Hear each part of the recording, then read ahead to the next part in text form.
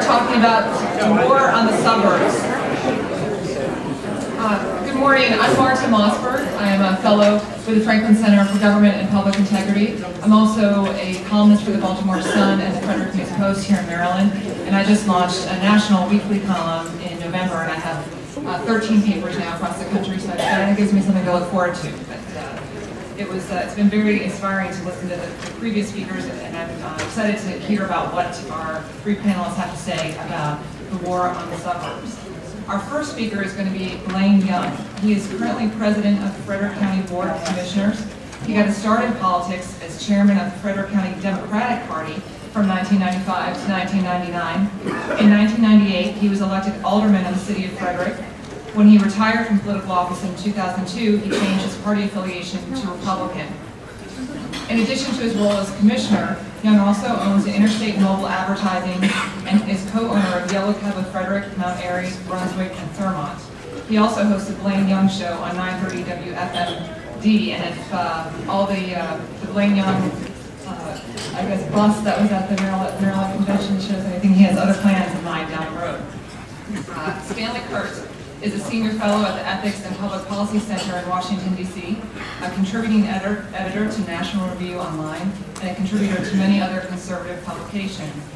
He wrote a political biography of President Obama, Radical-in-Chief, Barack Obama, and the Untold Story of American Socialism, and Kurtz's new book, Spreading the Wealth, How Obama is Robbing the Suburbs to Pay for Cities, tells the story of President Obama's longtime involvement in the regional equity movement and shows how Obama's regionalist background will shape his policies in a second term. And that's what he's going to be speaking about today in his time.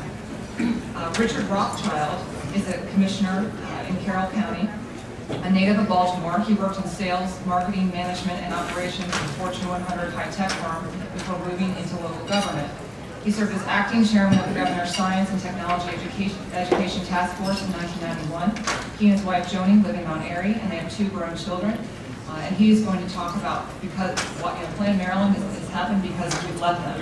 And we're going to start with Commissioner Young.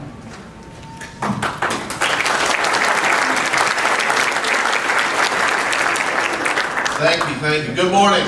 Good morning. No matter what I seem to do, there's always a little bit of controversy. I start getting all these emails about not coming to this conference.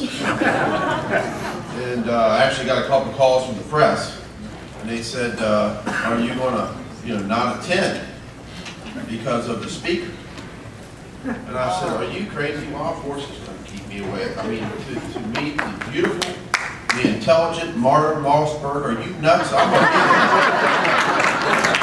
So I was not going to miss the opportunity to meet Marta, and I thank her for what she does. And I'm happy to be here. Unfortunately, I will have to leave a little early.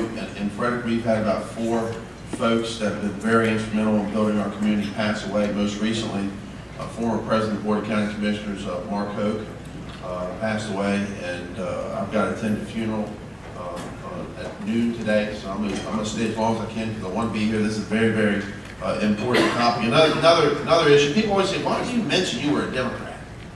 Why the heck would you do that? Get that out of there. I said, well, everybody can be misinformed, ill-advised, and brainwashed, so I'm not. I want to talk a little bit about, I'm a very, very pro-property rights person, always have been. We get it, now we accept zoning, zoning is just accept it, but that was the very first attack on property rights in the 20s. That's the government and your neighbor telling you what you can and can't do with the property. But now we've all accepted zoning in some way, shape, or form, even though people don't realize that Garrett County still has no zoning in the state of Maryland. So there are areas. Now, with wind energy, they'll start talking about setbacks and all that good stuff. I get very upset when I see an attack like I hear about down zonings, and you get into the people who need comp plans, and they want to tell you what's best and not best for your property. But we've never seen an attack like this on the state level. If you go down the Eastern Shore, and this is what I mean, property rights is just where I'm at. I mean, in terms of being close, to my heart. You go down on the Eastern Shore, you talk to those folks about critical areas. I mean, you want to have want to have a real conversation, talk about how the assault that they face with critical areas, but everyone accepted it. It's for the Bay. It's for the Bay. Just like, you know, a lot of times you do with the children. It's for the children. Education. It's for the children. It's for the children. Little children. And then obviously Paris and Denny came through with smart growth. They always pick these words. They always hijack these words. You know, how do you get it? Smart growth. How do you fight that? You know, smart growth. They even had a lot of Republicans buying into it, and all it is basically telling you what you can and can't do with your property, and basically telling you when, where you're going to live and how you're going to live. But everybody bought into it, and Paris spin Denny took it through the legislature, and it passed. And then this governor, Martin Tax O'Malley, he went further. He went with Planned Maryland, okay, which to me is the largest executive order any governor's ever signed. And basically, and this is my opinion, and it's coming true. This gentleman here, who I consider a dear friend and a patriot, him and I, 2 years, maybe longer, 2 years ago, you know, I wrote a column or an editorial in the Baltimore Sun back in 2011, and I think they presented us like a bunch of wingnuts. But now the boogeyman is actually coming through because it's good branding. Yeah. So Plain Maryland, we had the big Senate hearing, packed the place, but you know, just like the didn't face the governor, 72 hours, maybe less, stroked it, executive order. Then here it comes. That was a breeding ground for all the legislation. SB 236, the septic bill. You know, you can have your well 100 feet from your septic, but how far you got to be from the bay? So, you know, SB 236, again, in my opinion, is to say to the rural areas, we're going to slow you down, okay? Why has Baltimore gone from close to 1 million people to 600,000? Poor infrastructure, poor education center, high crime rate, high taxes. People are fleeing the area. Where are they going? They're going to the rural areas. Why do we control 15 of the jurisdictions? Why? They want quality of life, right? American dream. We're going for the American dream. So they got in the rural areas, places like Carroll and Frederick. And so we got to stop that, you know. They look at, in my opinion, they look at Virginia, look at Pennsylvania and say, you know, we got to keep this a one-party state. They're going to these rural areas, they're conservative. They're very Republican. We don't want to allow them to be able to compete. So we got to slow it down. So SB 236, you know, the newest, just the first year with the best available technology, that's slapping on another $10,000 to $12,000 per new home. Now they want you to sprinkle it. They want you to. Frederick County, you're talking about with that new technology. You're somewhere between $40,000 to $50,000 before you put a shovel in the ground. Before you put a shovel in the ground. We're under the American dream. So, you know, that's another attack. We're dealing with this Tier 4. They want you to submit this Tier 4 map. You know, Frederick County, we're our growth county. We're going to build about 750 homes this year. And that's pretty good based on the economy. Our delta is about 1,500. Okay, that's when we're looking at impact fees and schools. I mean, for 20 years, we built a new school every year. We're on pace to build another new school every year. We're continuing that pace. But you know, you got to grow the accessible tax base. You know, you need those impact fees. And tell me, shut up, Marta, anytime, because I do 3 hours a day. Okay. And I don't want to, you know, but I try to get this down to the most basic terms of what they're doing here. And that is basically just saying, hey, you want to go to those rural areas? We're going to make you bleed through the nose. We're going to make you pay every tax. We're going to make you pay every fee if you want to stay in the state. Because we know you're not going to vote our way. If you want to keep on going, I honestly think they don't care if you want to go to Virginia, West Virginia, Pennsylvania, Delaware. Because you're not voting their way. They won't just stay. Don't bother them one bit. So then, you know, you get into the next, which is this stormwater issue, okay? And this is serious. Planned Maryland was serious. We knew that. SB 236 is serious. We were hollering about that. And this stormwater thing is crazy. You're talking about $1.8 billion just Frederick County. That's not the state of Maryland. That's through the executive order President Barack Obama signed the Clean Water Act. Our governors embrace it, while other governors are questioning, like Virginia, Pennsylvania, New York, etc., about the science, because there is no science. There is no science. Okay. Once you get done paying all that, it's not even really going to accomplish what they say it's going to accomplish. So what are you going to do? You put it on the back of working Marylanders, because that's what I call them. I don't give a Democrat, Republican, Independent, Libertarian. Put them on the back of working Americans, okay? Because they're going to go on that property owners, okay? If you broke that fee down just equally, like a flush tax, you're talking about $580 per year on every Frederick County property owner for the next 13 years, a new fee. Just to pay that $1.8 billion. Which, there's no science, there's no studies that say it will actually achieve what they say that it will achieve. And we all know that, you know, we're only putting 20% of the water in Chesapeake Bay. I mean, they got to deal with the Susquehanna and deal with the Conowinga Dam and things of these natures. So, you know, part of this, you know, it's faulty science, but I think it's much part of a bigger picture that they realize that this is a tool to slow down the rural areas from growing and basically say we'll never allow them to be able to compete with the major urban jurisdictions, major counties, Montgomery County, Prince George's County, and Baltimore City. So this is what we're fighting. We've started the Rural Counties Coalition. We're up to 10 counties. We're trying to fight this stuff legislatively. We also started a Clean Chesapeake Coalition, where every county, 7 counties threw in $25,000 to also prepare for a fight in court if necessary. Virginia just won a very important case. That law firm that won that case in Virginia is a law firm Frederick County uses, so you know, we're using the right people. But I have to think that the taxpayers of Frederick County would rather us go and spend maybe $500,000 and have to go the judicial route in the court system versus being on the hook for $1.8 billion when there's no science, and no proof that this is actually going to do anything. But again, it's for the bad. Are you against clean water, Blaine? No. My grandfather probably would think I was nuts if I paid $2 for a bottle. That's very bad. So I appreciate being here. I can't wait to hear the other speakers. I'm going to hang out as long as I can. But please, I'm going to give you an email address because I have you know, stacks of information that I can give you. So I'm going to give you my email address, my county email address, because this is a county issue, so you can use my county email address. Please do not send anything else to my county email address unless it's got to do with county business, because the newspapers ask for my email every 3 months. I think they look at the love letters Richard and I send each other. B is in Blaine, Young, Y-O-U-N-G, at Frederick County, spell out the whole word, M-D, Michael David for Maryland, .gov. So B Young at Frederick County, MD.gov. And if you want more information about this, I can supply you with plenty of information. But it's an honor and privilege to be here, and it's an honor and privilege to actually get to meet Marta. So thank you.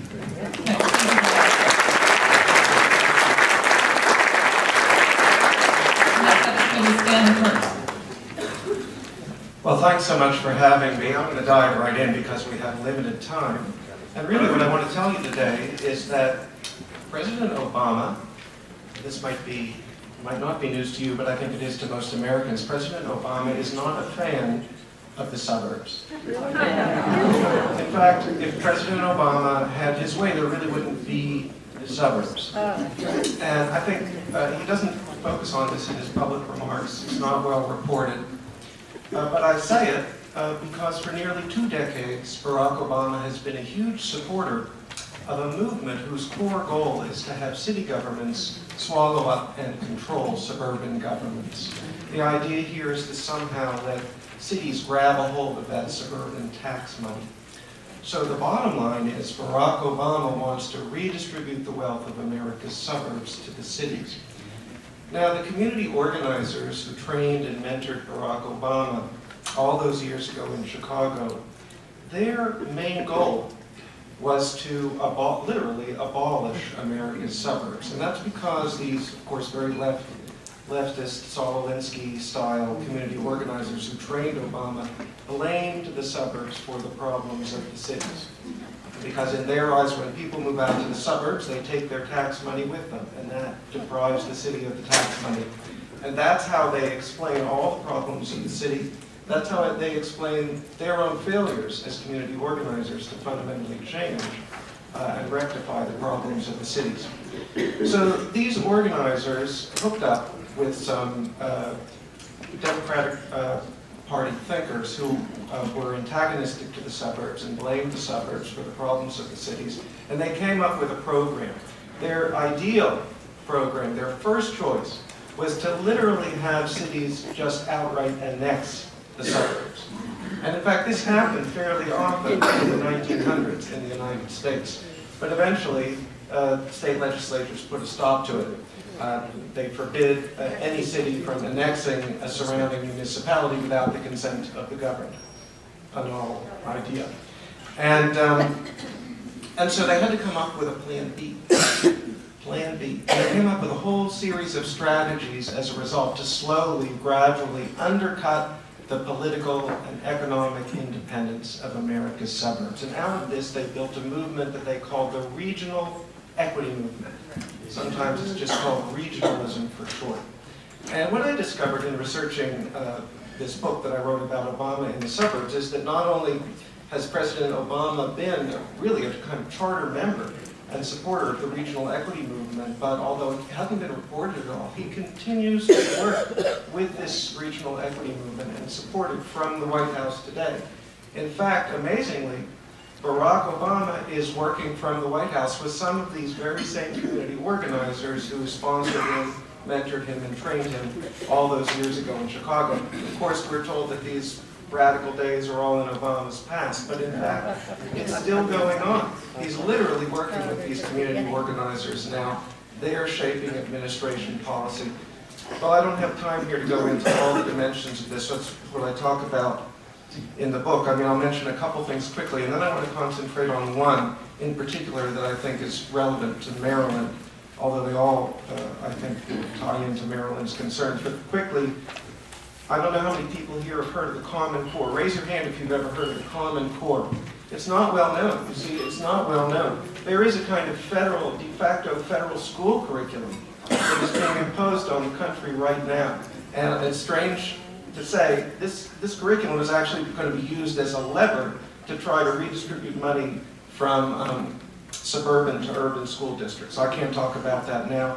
I go into it elsewhere in detail, and I just wanted to mention it. There's also a policy idea called regional tax-based sharing. Regional tax-based sharing right now only goes on in one place in the country. It's the Minneapolis-St. Paul region. And this is where the state legislature forces all the suburbs in a metropolitan area to kick in a big chunk of their tax money, and then that gets redistributed according to a formula that basically sends it to the cities and some of the less well-off so-called inner ring suburbs. Now, this is something that President Obama has been pushing. Certainly his community organizer buddies are pushing it, and I think it's something we're going to keep an eye on for the second term. But what I wanted to focus on today in the limited time I have is something called the Sustainable Communities Initiative. Raise your hand if you've heard of the Sustainable. Well, that's better. That's pretty good. And maybe you know, do you know that that Maryland, that the Baltimore metropolitan area has gotten a grant under the Sustainable Communities Initiative? Raise your hand if you know that. See, I didn't think so. They keep this kind of thing on. Nobody pays attention to the Sustainable Communities Initiative. First of all, the name sounds like gobbledygook. You know, what is sustainability? Some of you actually may not begin to understand what sustainability is, but your average person has no idea. It's almost a word that you put on something because you don't want them to know what you're all about. And the other thing about the Sustainable Communities Initiative, it's one of these programs that doesn't fully kick in until the second term, because it's deeply controversial, and so Obama very cleverly put off the real workings of the thing until the second term. Well, what goes on in this is that the federal government funds planning, regional planning. Essentially, the federal government gives the seal of approval and a lot of money to these smart growth advocates, these anti-sprawl people, the regional equity movement that go by a variety of different names, gives them federal money, big bunch of federal money, to put out a plan. Well, it's a plan. It doesn't sound like a big deal. Of course, if you know about Plan Maryland, plans are a very big deal. And the plans under the Sustainable Communities Initiative are going to cover things like transportation, land use, education, tax policy, the whole 9 yards. In fact, there'll probably be some coordination with Plan Maryland. Well, as it stands now, and another reason people don't pay attention to this program is that technically the plans are just advisory. They have no real power. But what the organizers who are working with Obama want him to do, and what he's done with other similar programs, and what I fear he will do, is to start making the receipt of various kinds of federal aid conditional on local and state adherence to these plans. If that happens, all of a sudden, this thing that nobody's paying attention to, could really, really bite. And I just, you know, in the book I give some examples. None of them came from Maryland, but I just did a little Googling before coming down here. And I see that there's something called the Baltimore Metropolitan Council that has received a huge multi-million-dollar grant from the federal government under the Sustainable Communities Initiative. It's called a regional planning grant. And sure enough, these organizers I talk about who work with Obama, these radical Alinskytes, many of whom go back to Obama's past, their umbrella group has a Baltimore affiliate, the Baltimore Regional Initiative Developing Genuine Equality, BRIDGE is the acronym. And so these people I talk about in the book, they're in Maryland. I mean, you should double check this. I just did some quick Googling before coming here, but it's worth checking this out to see. I'm pretty sure that that's what's going on. A lot of people I talk about in the book, I see that, you know, there's the Sustainable Communities grant in Baltimore is bringing in some speakers who are some of the very same key thinkers of the regional equity movement I talk about in the book. And that brings me to my final point, which is Agenda 21. Now, how many people have heard of Agenda 21? You see, everyone's heard of Agenda 21, but hardly anyone has heard of the Sustainable Communities Initiative, and few of those understand that the Baltimore Metropolitan Council has got a grant. And this, I think, is a problem for conservatives. Now, I'm no fan of Agenda 21, and I've written in other areas about problems with American sovereignty being infringed on by the United Nations. So don't get me wrong, I'm not a fan of Agenda 21. But I think conservatives are missing where the real threat is coming from. If the United Nations disappeared tomorrow, I wouldn't cry. But if it happened, all of these regional equity people and smart growth people, 99% of them would still be pushing. And we haven't studied the homegrown movements.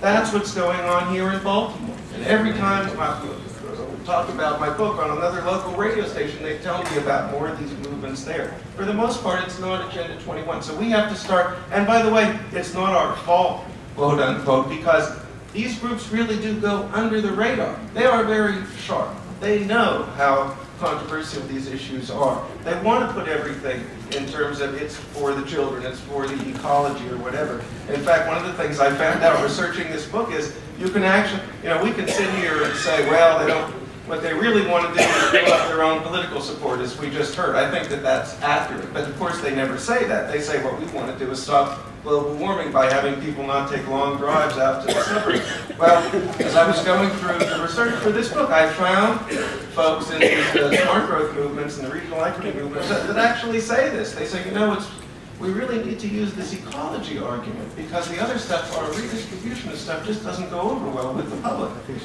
You know, so they can actually be caught saying this if you look at what they do. So my message is kind of Agenda 21, yeah, but you know about that. Look into what's going on locally. Follow these regional equity movement. That's what's really going to do you in, because potentially what's going to happen, we don't know it for sure, but if President Obama starts to condition the receipt of federal aid on these plans, then that's going to put a pressure on the Maryland State Legislature. You're going to find it. I did a piece at National Review about Ohio. There are local movements. Essentially, the same people working behind the local movements then go get the federal recognition and the money, and it adds federal leverage to what the local and state people want to do anyway, and that could make it easier for the legislature to buckle. So, watch out. Stanley,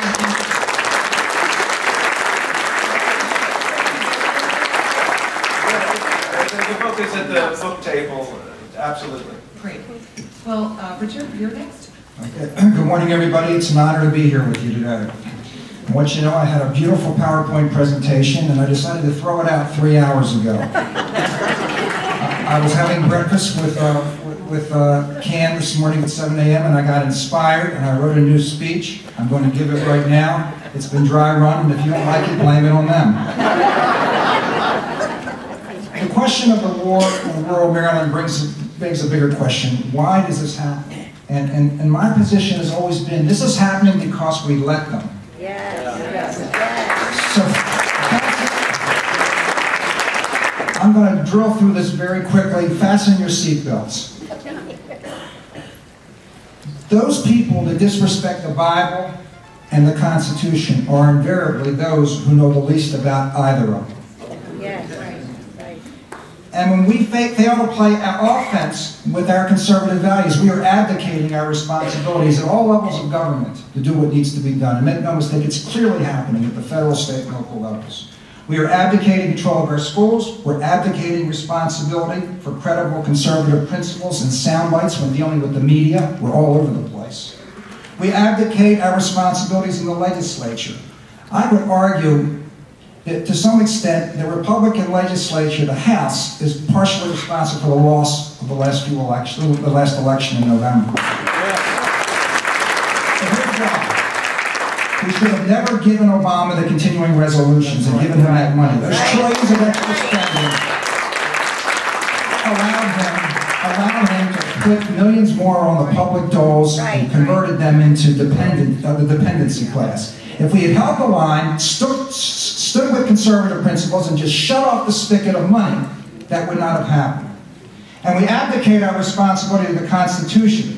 We allow these land use bills to pass, which are based on this premise that single-family home ownership and private property ownership is somehow a source of social injustice. And we participate in the passing of land use bills at all levels that have Marxist undercurrents to it, because we're not looking at the Constitution.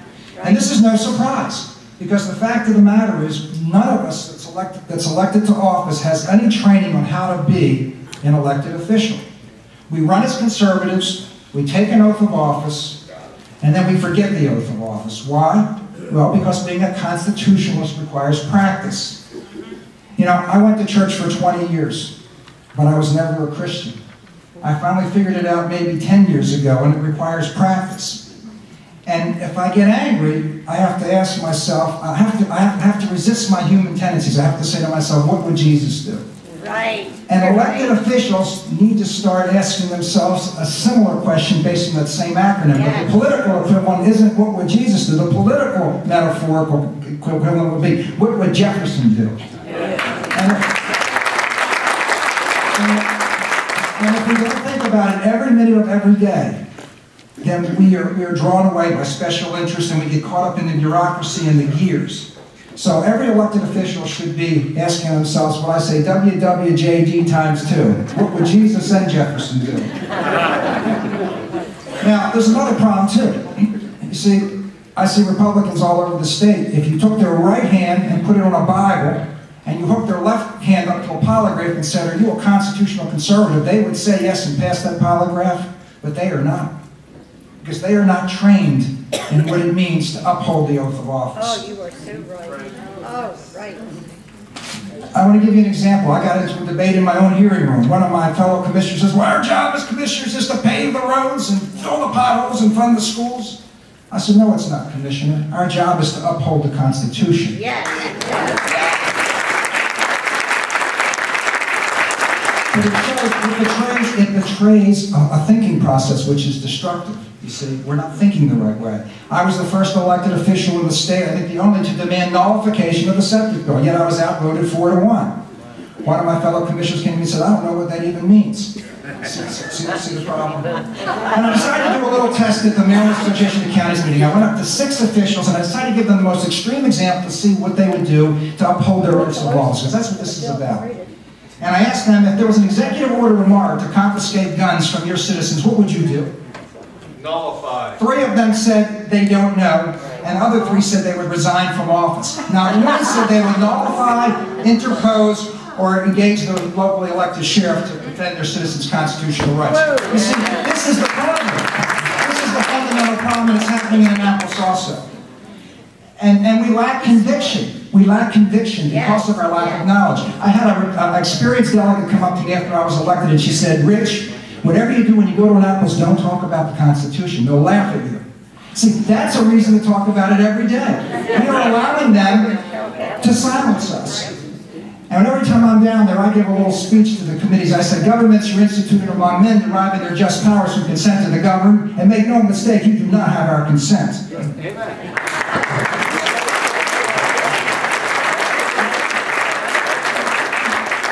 I'm going to skip some of this because I'm going to run out of time. there was a Mako blog where Wicomico County said, I want to talk about leading with principle. Wicomico County said they're going to allow an opt-out of putting their land in Tier 4. Secretary Hall writes in there, you don't have the right to decide what laws you want to obey or not obey. You don't get to choose. So I wrote back on the blog, and Mr. Secretary, you don't have the right to decide whether or not you're going to ignore or enforce the Constitution of the United States and the Order of Citizens.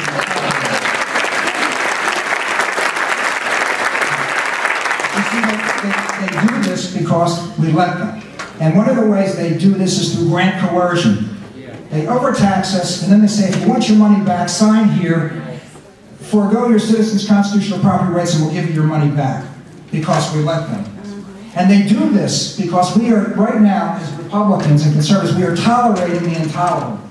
And that's not acceptable anymore. So we need, because we have no training on how to be an elected official. We get into office, and then they do what the Romans do. And they have no training on how to ethically uphold their oath of office either. In that last page here. So what do we do when they impinge on our constitutional freedoms? Well, you see, here's what they do. They're clever. They say, we're not taking away your constitutional rights with things like the septic bill. We're just putting in environmental restrictions. Well, here's my response. We've got to learn how to argue. I say, if you take away my right to put air in my tires, you've taken away my right to drive. If you take away my right to buy ammunition, you've essentially squelched my Second Amendment right. And if you take away our citizens' rights to use septic systems in Tier 4, you violated their 5th and 14th Amendment property rights. They do this because we let them. And in the private sector, I don't negotiate one-sided contracts. Somebody gives me a one-sided contract, I say, forget it, I'm not negotiating from there. When this stuff hits the legislative floor in the House and Senate, we ought to be walking out. We shouldn't even engage.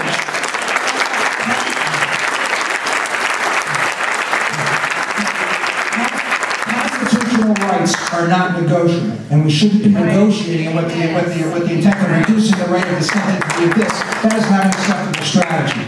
So, in conclusion, how do we fix this? Well, the first thing I want to put out is probably one of the first elected officials in the state to do anything different to change the dynamics was Blaine Young. And he said, we're going to put together a rural coalition and we're going to fight outside of the box. That's exactly what we're doing. And the last time we were in Mako, for the first time in 2.5 years, I saw the Democrats being defensive. I saw them being conciliatory. You see, the only thing they understand is the projection of power. Inside the legislature, where we're outnumbered 3-1, but we can project power outside of the legislature by being organized. And one other thing, this gun debate. There's nothing to debate here. There's no discussion. This is an inalienable right. The Second Amendment.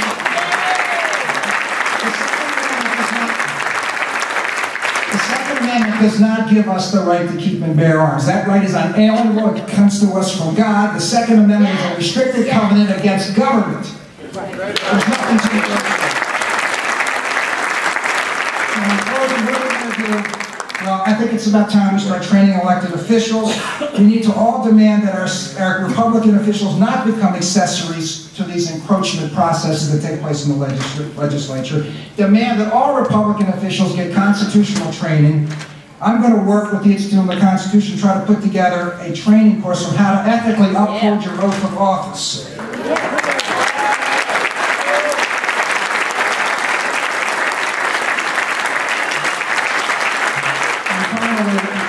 They have lots of money. They give tens of millions to the liberal groups like the environmental groups. We all need money. Please go to our respective websites, contribute, even if it's only $5. My website is richardrothschild.org. richardrothschild.org. Please go there even if you only contribute $5 or $10. We need money because they're going to spend a fortune to try to defeat people like Blaine and people like me during the next election because they hate us. Thank you very much.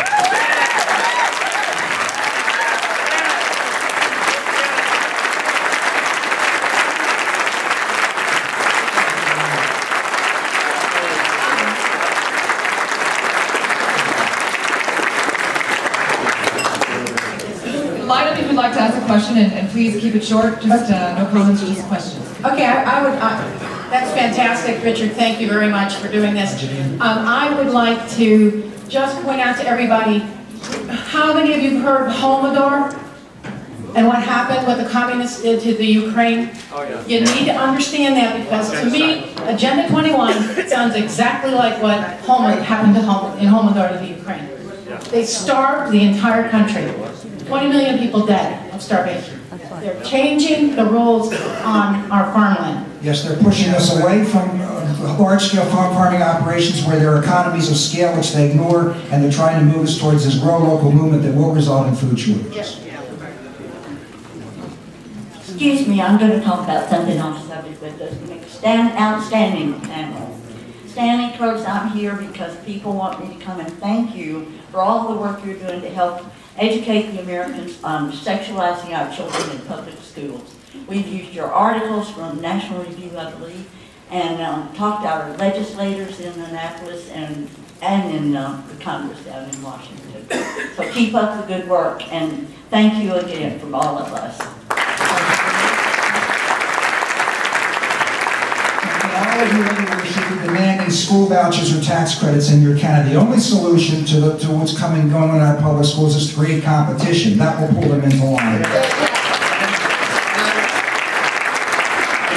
Doesn't seem to be on. Look into this. I didn't have time to go into it, but look into this Common Core.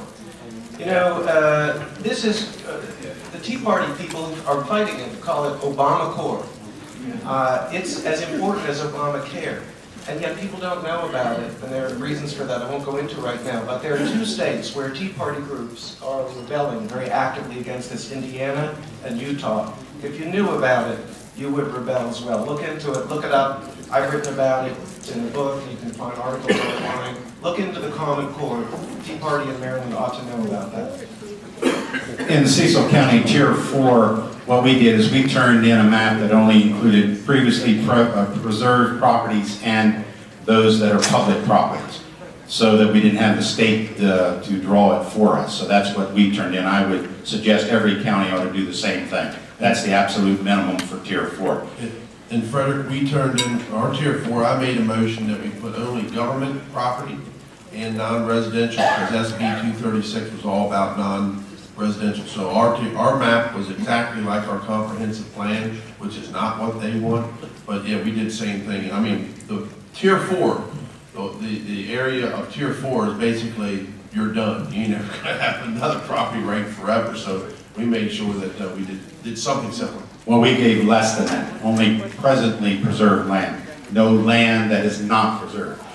As to, people said nullify, okay, the laws, whatever they may be, SB 236. The problem is any executive order, regulation that you make, state law is de facto constitutional and has the force of law. So I can say nullify, you can say nullify, and then we all die when DHS or whomever comes in. I'm going to ask my sheriff if he's going to stand between me and the federal government. Okay? We may come to take whatever it may be. But I don't see that being discussed. And we're not even discussing on the Second Amendment the basis of the Second Amendment. It's not hunting. It's not self-defense. It's to protect us from government, the tyranny of government. I would hope that we start talking about the true issue in that particular instance. But how are we going to do this? That's my question. I'd like to speak to this actually. You know, my talk was billed as and was about suburbs, but in fact, this whole smart growth thing, of course, cuts against the rural areas. And ultimately, I think we need a political strategy because, as you say, they're going to go on and enforce those laws whether you walk out or not. So you need to understand, first of all, the way this thing works is, of course, you know, and I haven't studied the Maryland situation in detail, but the examples I draw in my book, their dream model is to have a development boundary around a metropolitan area like they do in Portland and like they have now in the Seattle area. People in the countryside are not allowed to make any real improvements on their property. If you wanted to fund your retirement by selling your farm, if you want to do even removing nuisance vegetation, you can't do it. But the rural folks are outvoted. They were talking about seceding and creating their own county. But the point is, this is a comprehensive, this smart growth view is a comprehensive view that cuts against the rural areas and the suburbs. And the suburbs are the swing constituency in this country. You know, the countryside goes for the Republicans, the Democrats have a lock on the city. The suburbs keep going either way. So what you need to do is to get through to the suburbanites, how all of this gores their ox, and make a unity between the rural people and the suburbanites. That's the political way to get at this. And another issue is, you know, I've reached out to our landowners in Frederick County, our business community, and said, you better hightail it and get in here and get your approvals, okay? So in Frederick County, you pick up the paper, you think that, you know, growth is crazy. It's not crazy. The fact is, they better hurry up and get their approvals, okay?